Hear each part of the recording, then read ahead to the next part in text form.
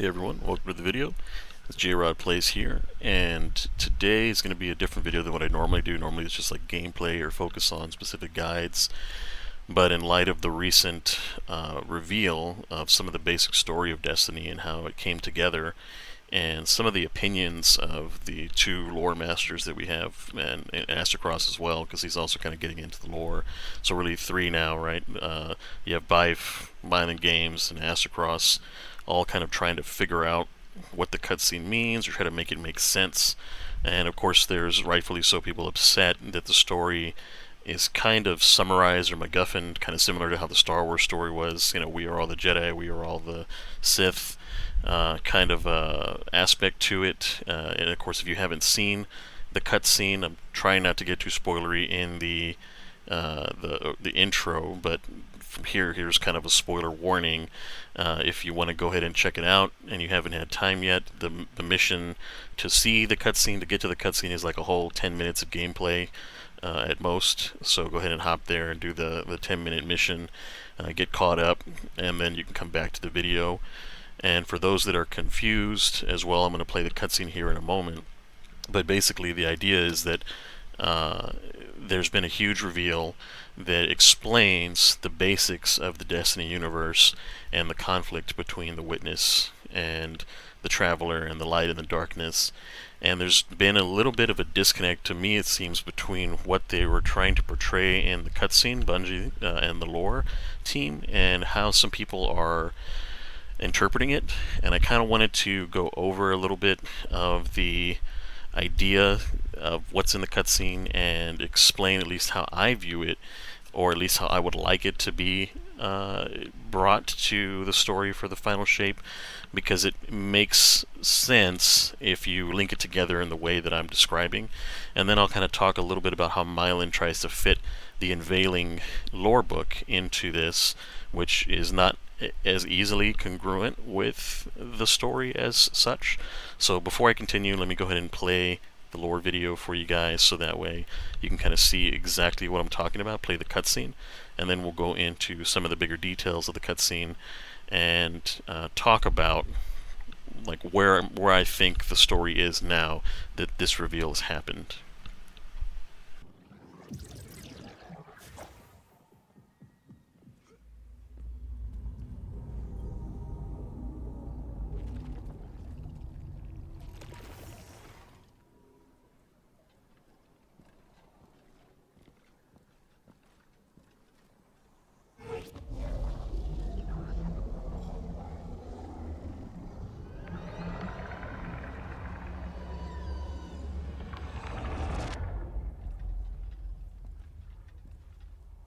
Our minds are one, linked by the darkness.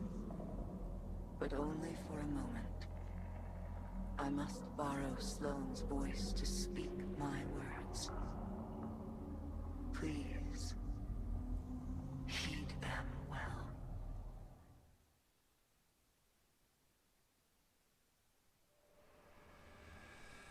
Before you can confront the Witness, you must understand it.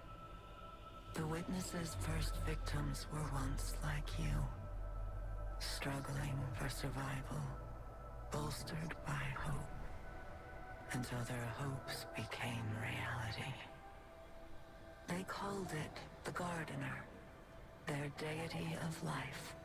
It ushered them into a golden age. For eons they prospered, but their newfound god never spoke to them. It lavished them with gifts, but not with guidance. And though they lived in paradise, they came to crave a greater purpose. They desired meaning, structure, a winnower, to shape the garden. Their scholars discovered that the Gardener shared a connection with another entity among the stars. They called it the Veil, and when they found it, they arrived to claim it. They already knew much about the light, how it could bend the laws of the universe and create life. But they came to realize that it could bring ruin just as easily. The cosmic events it set in motion could wipe out entire civilizations in a heartbeat, without reason. And so they saw the light, not as a source of prosperity, but of unfettered chaos. By studying the veil, they came to know the darkness. A power that was shaped by thought and consciousness. And in the darkness, they found the means to carve away the chaos of existence, to calcify it into a final shape. Eternal and perfected. They brought the veil back to the Gardener in an attempt to strengthen their connection. There, they could reshape reality itself. The Gardener would not allow it. And so it fled their world. But they would not be deterred. Having witnessed the truth in the darkness, they used its binding power to merge themselves into the salvation they craved. Thus began the Witness's pursuit. Its campaign to impose meaning on a meaningless universe. One that is nearly at its end.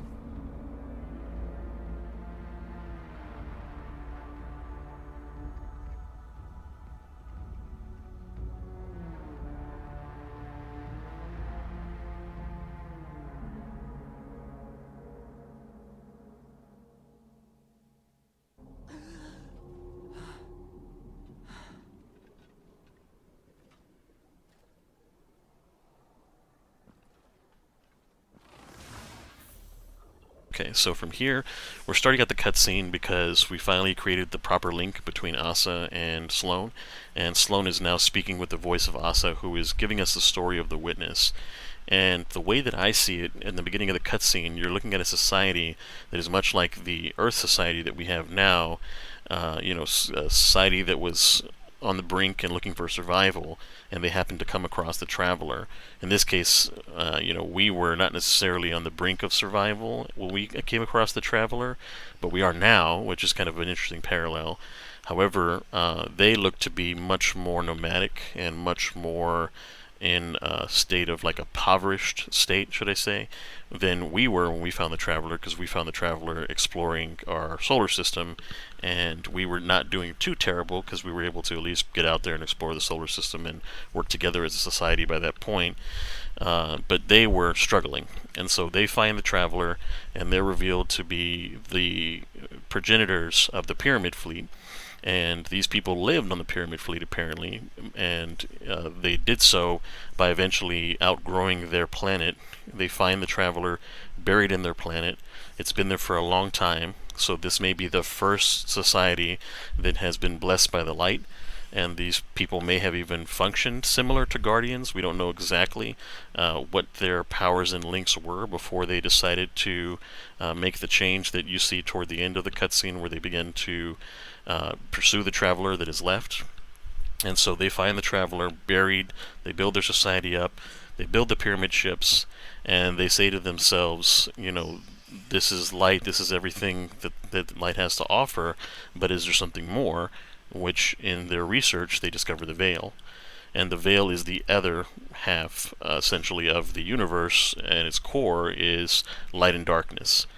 The veil itself doesn't seem to have a personality in the same way that the Traveler doesn't exactly have a personality, but the veil does actually have kind of an influence in a different way, since the light and the Traveler is more of like a growth and an expansion and this kind of push to be better, to create a better society, to continue to grow and advance. The veil allows those who harness its energy to really pull at the more, like, how do I put this, the more spiritual, I guess, part of the universe. Essentially, your being, your intelligence, your thought, your emotions. The veil is very much like a dark side power, which would be like in Star Wars, where the stronger your emotions are, the more you harness those strong emotions, those passion emotions, the more powerful you can become. So Strand allows you to focus and pull at the strings of the universe.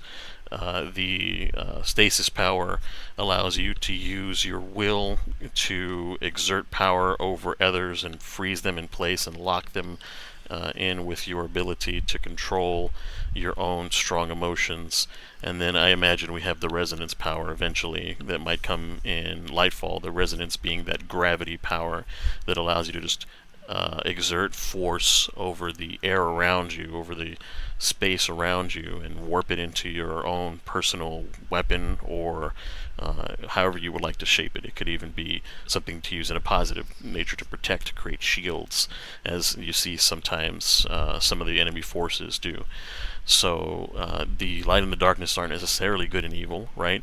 They're actually very gray, which I do kind of like how that turned out, because I initially theorized that the Traveler may not be all good and the darkness may not be all evil, and it actually shows that both of these sources of power are not necessarily personified in any way. Like, the Traveler doesn't really have a personality, and the Veil doesn't either. They just give out their own personal kind of forces, light being tied to creation and expansion, and darkness being tied to order and emotion and thought, and so the Witness Society, they decided that they were going to make sure that this unchecked power that the Traveler bestows doesn't fall into the wrong hands, because if given to the wrong society, as you see, the Guardians initially were warlords, and they almost destroyed the world that we had, until other Guardians rose up and became the Iron Lords and tempered the Guardians into a force of good. But without the Iron Lords, and let's say the people that picked up the power weren't able to subdue their own Risen, those forces could have gone out in the universe with unlimited revives, essentially, and gone out and just raised the entire universe little by little. And as they got better and better technology, they could have done it a lot faster. And so the society that is now the Witness has a very Thanos-like solution to the problem, is to bring the source of darkness that allows them to focus their power based on thought and emotion and order, and tie it to the Traveler again to create the union that was once together and now separate based on the original story of the universe. And they were going to then shape the universe in their own fashion, creating an orderly universe in which maybe there's no power that is too great other than their own. Of course, the downside, the pitfall of that, is they become the emperor of the universe as a society, and the rest of the universe would then be beholden on them to hope that somehow it never gets corrupted, because that's always the problem with a central source of power, a dictatorship, an oligarchy. The moment a little bit of corruption gets through and starts to influence the majority of the leadership, then all of a sudden now you go from a paradise to a personal hell, and as long as that doesn't end by revolution, which they always do, you're going to have that issue. And so my original desire for the ending of the story, which we may or may not get there, was to have a situation in which we found that both the darkness and the light were these personifications, as we were getting before, where the light had a personality of good and the dark had a personality of evil, were both neither, which we're kind of going there. But at the same time, I wanted to see, as Guardians, that we stepped out and we actually found a way to remove them both from the universe, because they were both destructive, because the darkness was this unending tempering and killing of the people around them, essentially to create the strongest and to have more of like a Darwinistic the strongest survive sense. And the light was this influence that was meddling in societies and raising up societies like the winners, the witnesses, societies deemed unfit for the power. And so they can constantly were tossing these small people's societies and lives around like a gerbil in a ball, for example. Like the gerbil can move around on its own, but if the owner wanted to do so, they could shake the ball, right, and cause pain and strife to that gerbil inside the ball. And so we were that, essentially, between these two forces, and I was hoping that we would then be able to join forces with the races around us and revolt against both the light and the darkness, removing them from the universe and allowing us to create our own fate, create our own destiny, and then the course of destiny becoming the actual title of the game would have been a very fitting end. And I don't know that we're going there. It's getting close, but I don't know exactly how we're going there.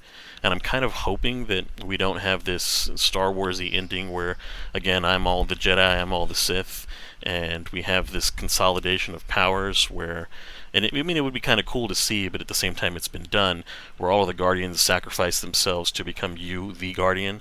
They sacrifice themselves, they end their lives, essentially, by giving up their ghost powers to then empower you as your one singular Guardian, the only Guardian in the universe, who then either sacrifices themselves in the final fight with the Winnower to then create that world where destiny is everybody's destiny, but now all the former Guardians, Zavala and all the team, like Korra and everybody becomes human again, just for the sake of stopping this never-ending war. That may be where they're going, but I don't know. I don't know if I'd be super satisfied with that now, considering how it's already been done in other places and other media. But one of the big misunderstandings that I think is happening is that with Bife was more so talking about how it's unfortunate that the story has been broken up into two parts and stretched out into seasons, which I agree. This story that we're looking at now essentially should have been part of the original expansion, which should have been like, $50-$60. We should have gotten all of this story and all of this lore together in that one Lightfall expansion. But instead, it ended up being stretched out into 2-3 seasons. We may not even get the whole story this season. We may only get a part of it. And then next season we're going to figure out how to work with the Veil to get into the space in which the Witness is now, or the Witness Society, that has become one embodiment. And so that in itself is a little frustrating, because it's kind of like if you took like a story like the Squid Games. If anybody hasn't seen it, spoilers, so go see it. Where essentially it would like ending the story of the Squid Games right when the final confrontation happens between the original character and his best friend, and then like right as he's plunging the knife, the story ends, and then the next season is him meeting the owner, the old man, and finding out about the brother, and kind of all that backstory that the last few episodes covered was in that next season. And then we get that, and then the next season past that is him getting the call to come back to the Squid Games, and that's the third season. Like, that's kind of what Bungie is doing with this story, is they got an amazing story and a storyboard from the writers, and they cut it up piecemeal, and they cut it up inappropriately, instead of just giving it to us all in one and then coming up with more story. They said, what we'll do is we'll turn this into multiple seasons and we'll stretch this out. And it shouldn't have been that. It should have been one story. It should have been cohesive. It should have been told much more condensed in different times throughout the expansions. And this also covers prior expansions too, because it should have also been compressed a little bit with the Witch Queen story too.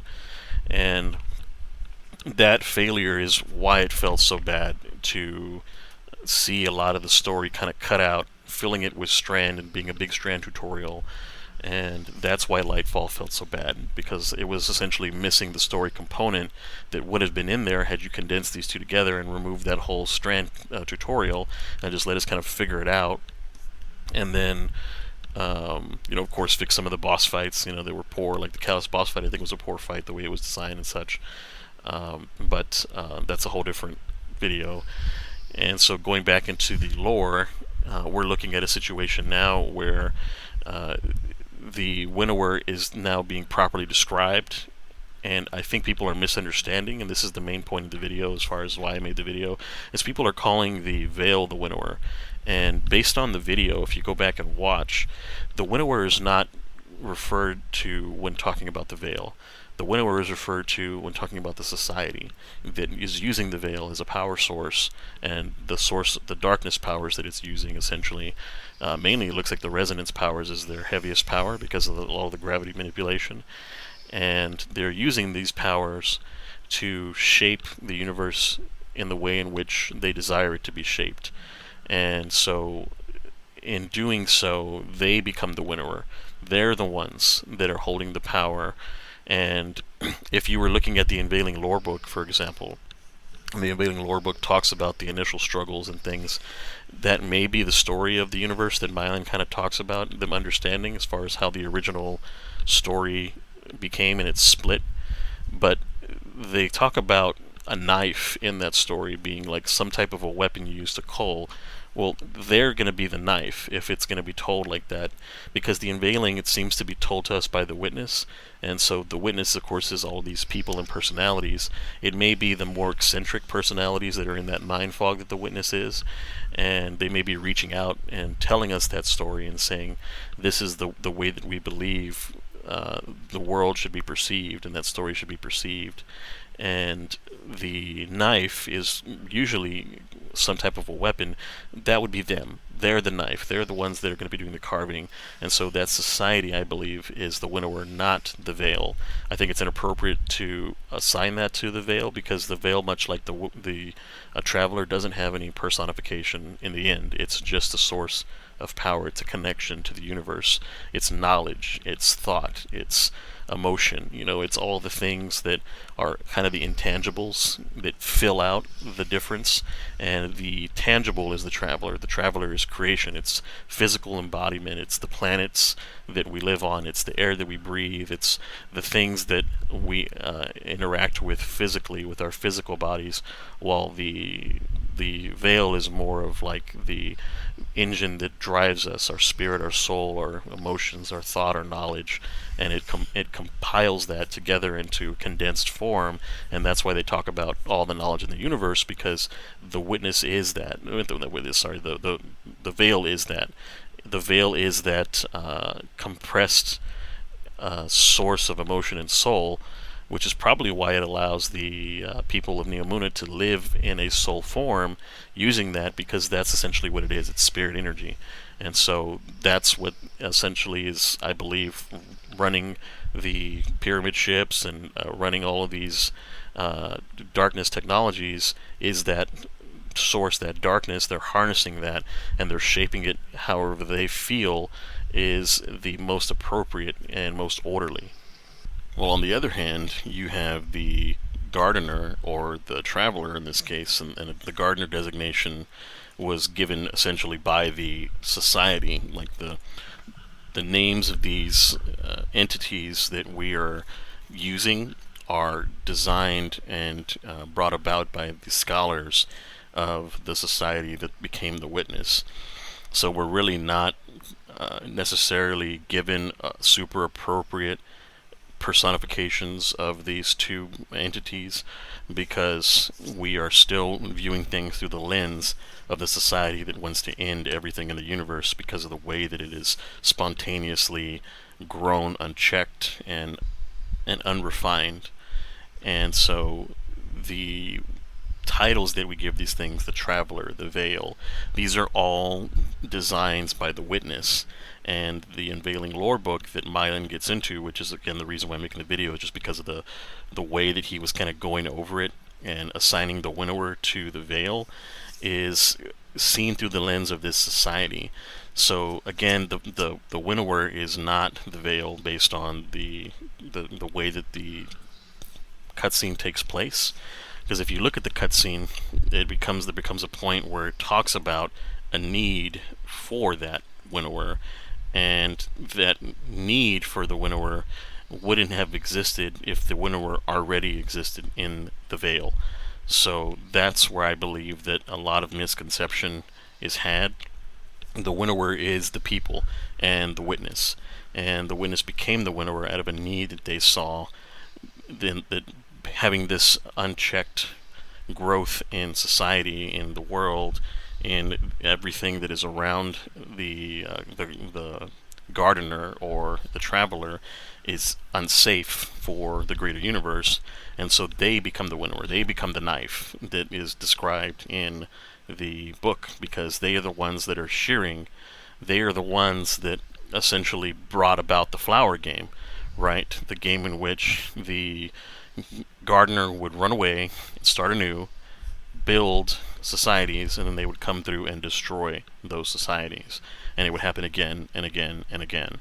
So if that's the case, and that's the way that Bungie is now kind of retconning and redesigning the balance between what the original universe was and what it is now, that they may have taken some of the original story that they were able to extract, kind of like Myelin says, from the veil, that knowledge that's stored in the veil, and then kind of painted it in their own view and explained kind of how they and what they believe to be those two forces. The original conflict may not have actually happened until the Witness Society began to go on their path to cull the universe. That may have been the beginning of the flower game. You know, the idea of growth and then cutting off the dead leaves to make sure that the rest of the plant stays, and so on and so forth.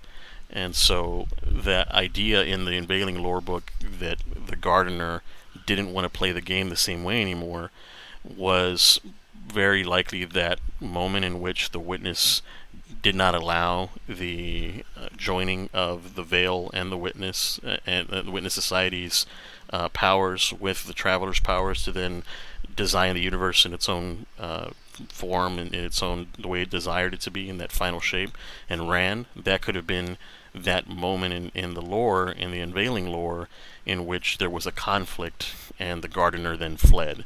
So that's very likely what they were referring to in the lore and in the gardener and the winnower.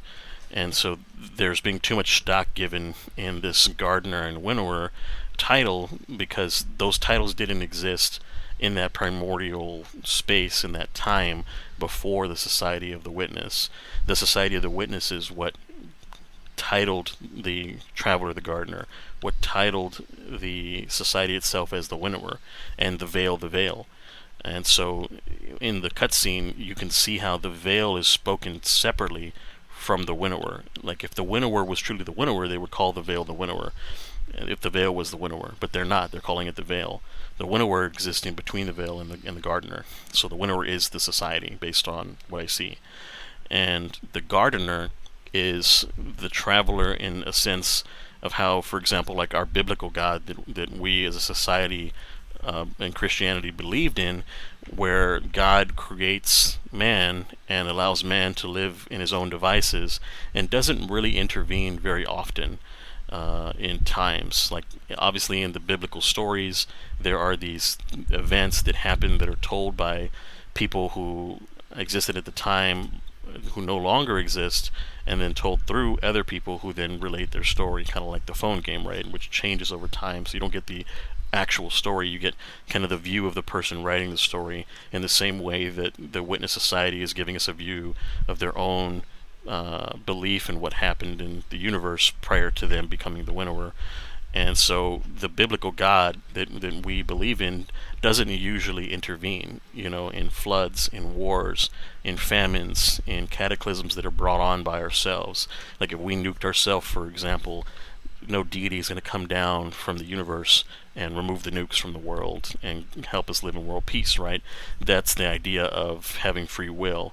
And so the Traveler is very similar in that sense, that the Traveler will bestow upon these people the powers of creation and this unchecked power of life, and it doesn't give any type of instructions on what to do with it once you've achieved that, when to stop, how to help others. You kind of figure it out on your own as a society. And so that's essentially how we live in the real world, right? We have the ability to create and destroy, and there's nothing to stop us other than ourselves. And so the idea is, if we could somehow prevent the human race, for example, from destroying our own planet, as some believe that we're doing. It's the same idea that the society that became the Witness had, and they said, can we stop this source of unchecked power and check it to the point where we're going to create a perfect universe in which these things don't happen, and there's just the right balance of life and death, and there's just the right mentality behind the use of these powers, and nobody can take these powers and then overpower another species or race, so on and so forth.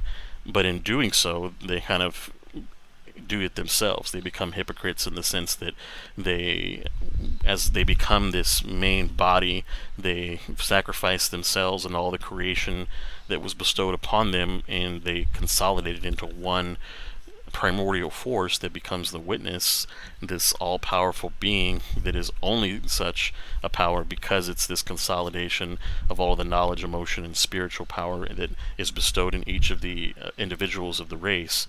And then they take their fleet that it's already been built to use to house them and weaponize it to clean up everything that has existed before they actually go and create their final shape, essentially cleaning the slate, cleaning the world free of all life that has been grown unchecked, because you can't undo what's already been done. Because if you don't correct it from the foundation, then it'll collapse in on itself. And so they're going out there and they're essentially creating these races like the Hive and causing this mass genocide to wipe the world of unchecked life and power in the universe. For example, the Ammonites, they had this great society, like all the stories that are told about the Hive coming and destroying large societies. Torbatal's another example, the home of the Cabal, where they have these huge empires and they're all powerful and strong, and then the Hive comes in and just lays waste to them. And they do so unrelentingly because they've been tricked into having to kill, and killing is the way that the winnower is culling the universe. And so their job is essentially to travel the entire known universe, cull all life, and then in the end of things, once they run out of all life, they're designed to expire, because if they don't kill, then they wither and die. So it's like this perfect cleansing mechanism. And Myelin in his video calls, or is it Myelin, or maybe it's, oh no, it was Aztecross, calls the Vex the flood, but it's really more like the Hive is the flood, because the Hive is that cleansing mechanism that's designed to kill everything in its path and then expire on its own. So the Hive are the flood. The Vex haven't really been explained appropriately just yet, because we haven't gotten to that point. They may play a part in the final shape, and maybe even helping us, in the end, because their goal is balance. They don't want out to allow a erasure of the universe, and they don't want to allow unchecked life either. So their goal, the Vex's singular goal, is to essentially level the field on both sides. And they may not be interested in completely wiping out all life, but they will spread and wipe out all life and terraform these planets in order to achieve their goal of creating this balance in which the light is not strong and the dark is not strong, and they exist kind of in their own fields, much like they did prior to the Flower Game beginning in itself. So the Vex probably have a desire, and the reason why they mess with time, space itself, to return things to the status quo before the Witness Society became involved and decided to begin to change things in their own shape. The Vex's goal is probably just to reset things, to try to get things back to the way they were, even before the conflict between the original Gardener and the Winnower, as they would call it, or as you would say, the separation of the Veil and the Traveler, because at some point it seems like they did get pushed to different parts of the universe, and the Vex may even play a part in that. The Vex may be the reason why they are separate because together they are too dangerous, and maybe the gardener slash traveler knows this. Because again, now you're in that same kind of paradoxical idea that, let's say the society slash the winnower slash the witness gets a hold of both powers, joins them together to create that portal that is now in the center of the traveler. Now that person gets to decide the fate of the universe, and that really goes counter to their belief of unchecked power, because now that is unchecked power.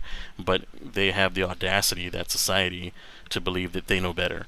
They're that do as I say, not as I do person in the story, and so they are now going to impose their own rules on the world, which kind of violates their own core belief that unchecked power is unsafe, because now they are that danger. But they don't care at this point. They've been at it for so long, they've sacrificed so much. The witness is not going to allow anything to stand in its path, because an entire species of people rest on its shoulders. And so when you're looking at a villain like this, in his own story, the witness and its people that are inside of its core being are the hero, and anything standing in its way is insignificant, and not necessarily a villain because of how powerful it is, but more so an annoyance, an impedance, a hindrance, like a curb to step over, or a hurdle to jump over, something that is not going to stop you, but just momentarily slow you or waylay you just long enough to impede your progress. And so that is kind of where I think the story is going now. Is we're going to then obviously have to figure out how to get into the portal, figure out what the intended final shape looks like, and we have to decide as a society if we want to allow that to be the final shape, if we agree that that's how the universe should be, or if we're going to then join together in the way the witness joined together, our powers probably having, again, the guardians sacrificing all of their ghosts to create one singular powerful ghost. Funny enough that our ghost is named Ghost, right? And then go into the portal, all powerful, just like the witness did, and confront him one-on-one. So that's kind of the situation that I think that we're going to find ourselves in. And maybe that's where you get Ikora and Cade talking to each other, because of how the universe works differently inside the portal in the cutscene. I don't see their ghosts, so maybe this is after they sacrificed themselves and now they're lightless and doing what they can to help. So who knows where that's going to go.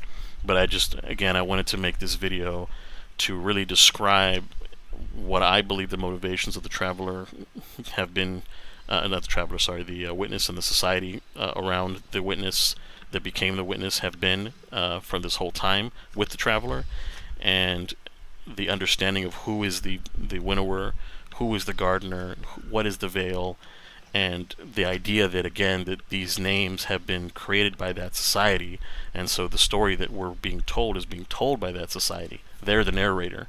They're the actual narrator in the entire Unveiling lore books. They're the narrator behind all of the tablets of ruin. They are the ones that get to create these stories, and they've been manipulating these races below them to tell these stories. All these races that get involved in the darkness, whether it be the Elixni with Nezarek's body parts, Nezarek himself and his followers, whether it be Rolk and his situation with Lubre, where that's a perfect example of what they're talking about when a society gets too much power and it turns on itself. They created a situation in which just a simple reversal of their power was able to blow up one of their stars and just lay ruin to their whole society in a small instance, and they created that situation by having the ability to create unchecked. You know what I mean? That's kind of one of those things that you can, but should you? As we built the atomic bomb, and there's a new movie coming out, Oppenheimer, coming out soon, that will kind of go into the motivations of building that atomic bomb, but at the same time, once they hit that button, they don't know if it's going to erase the world, right? They don't know if it's going to create a wormhole or blow us up, or, it just entirely could ruin our civilization over flipping one switch in one instance, which happened in Lubre. That same idea is the reason why the Witness and the society that became the Witness even set out in the first place to change things, because they believed that that was not just, and in their own sense of justice, they wanted to end the possibility of that happening to some other species, and start new and start fresh in a world where that just can't happen, and a world where everything is perfectly balanced. And for example, there's the Traveler is allowing people to live forever until they end their own lives. Like that's kind of a prison in itself, not being able to die from hunger or from freezing to death or from being blown up or burnt. You could essentially be in a situation where you are without food and caught out in the cold, like the drifter was, and you're dying over and over again, only to have your ghost bring you back each time, and to experiencing that slow, painful death over and over again. And in one of the lore books, you even begin to smell rot because somebody has lived so long in such squalid conditions, such poor conditions, that they begin to rot away. Their flesh begins to rot away.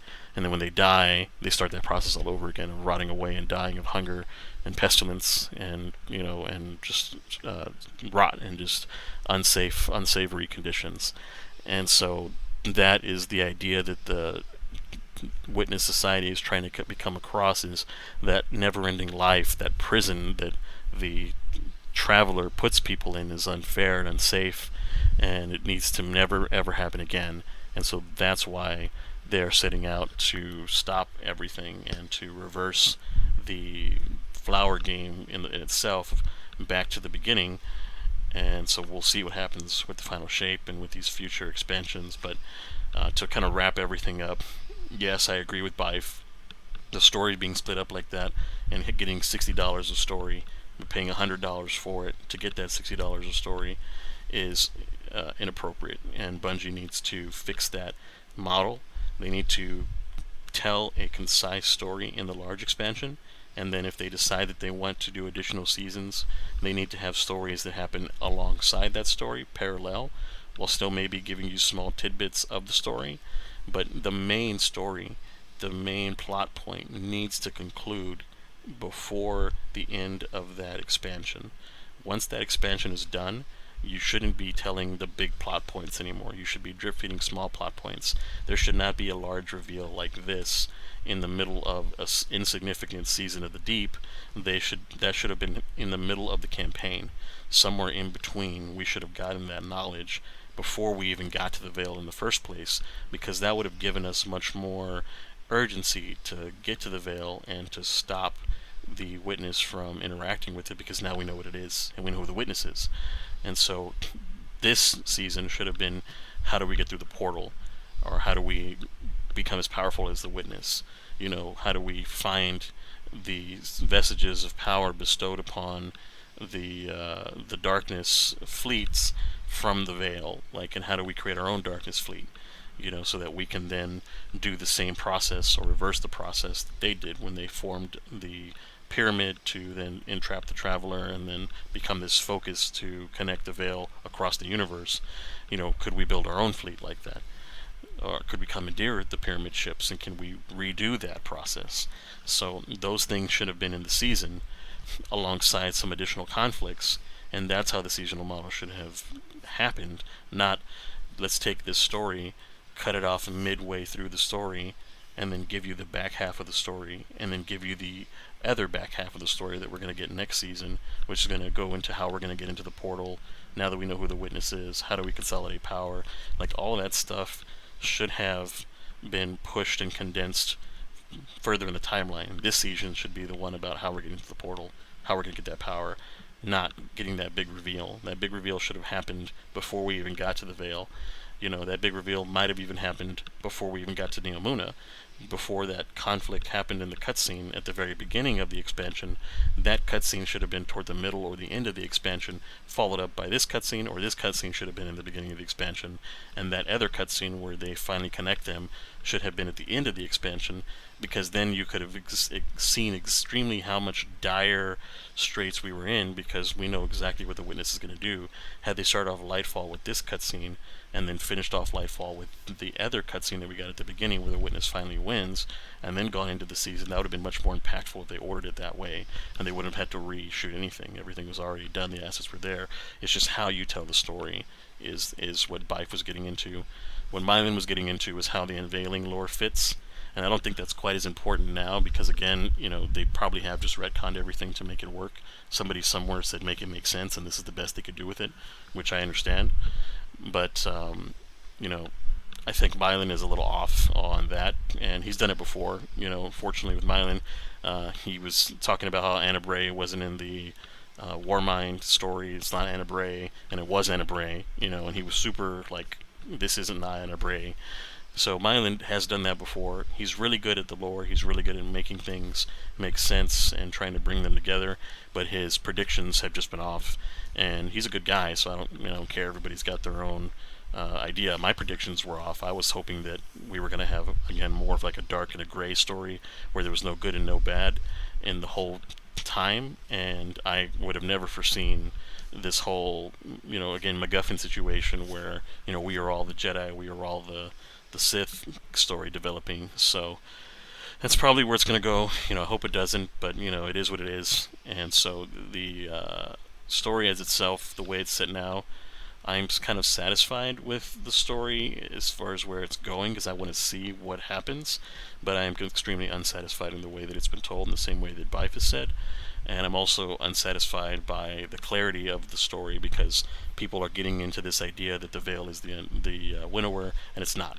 The Veil is not the winnower, and the people giving these names in the first place were the Society that became the Witness, so those names don't even apply to these two cosmic forces. We name the Traveler, they name the Traveler, they named the Witness Society named the Veil, the Witness Society brought about the idea of the winnower. They're the ones reading the story, so we can't trust anything that's in those books and that dialogue in the first place, and so we need to make sure that we're seeing the words on the screen and associating them appropriately with what's been told and not trying to read further into them, because as we've done that before and we've given Bungie these benefit of the doubts of having these amazing and vivid stories, and sometimes the stories are thrown away. Like a great example is the story of Lavinia, who was in the Forsaken campaign, who got sucked through a small keyhole of space and ended up with Dolan Karu. That story disappeared. Like, there's no continuation. That story is just gone. It was swept away. We don't know what happened to Lavinia. We haven't seen anything with her. She could have been a key to all of this because she's been with the Nine who are these deities that essentially seem to have grown out of the planets during the collapse whenever the Traveler and the forces of the Witness collided and created this singularity that ended up creating the Awoken, which again, that story's kind of thrown away, happened. We have all of this knowledge from these gods that have become gods based on possibly the people that were missing from the Yang Li Wei. There was I think 9 people that weren't accounted for, which could be the 9, and some of them are good and some of them are evil. So some of them are with the Witness and some of them are with the Traveler, essentially, in their thoughts, and some are helping us and others are not. And so all of that was just thrown away. Like, where's all of that in this story? Where's all of that in this ending?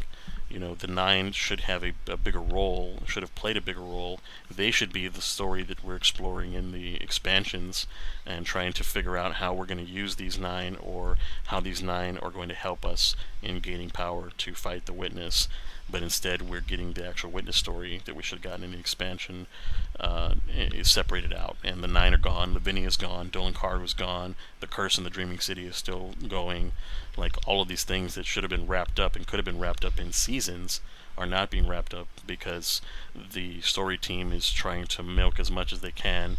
Well, not the story team, the development team is abusing the story team and milking as much as they can out of the good story and throwing away the not so interesting stories, quote unquote. They're interesting to me and they'd be interesting to a lot of people who told right, that could have been resolved in the seasons. So just sad how it's turned out, how the money has changed the company and the direction in which things are going. Like, I wish that Joe Blackburn, for example, who recently came out and talked about all this drama, would just put his foot down and say, let's get with these lore experts with Destiny and let's have them meet our team that does the development, and let's let them get together and have like a summit, like how they had a summit for gameplay, and let's have a lore summit, and then let's talk to the team that actually designs how the lore is laid out in the expansions and give feedback of, do we need to condense this, do we need to spread this out,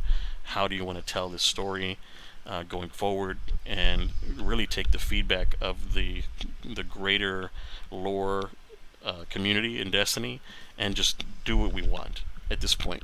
At this point, we just need fan service because the game has so long drip fed us this stuff in such an inappropriate way that we just need a win, and we just need this to wrap up properly over the next expansions and over that final season. And if the game dies after that, so be it, but we need a great resolution to the story and not something that everybody will be bittersweet about, that we're glad it's over. We've invested 10, 11 years into this game of our life and thousands of hours, and this is what we get. And now that it's over, we're going to have this void, right, that they're supposed to not have. They're supposed to have more story to tell. And I think what they're trying to do is to tell just portions of this story, and then their idea of continuing the game is how do we fix it.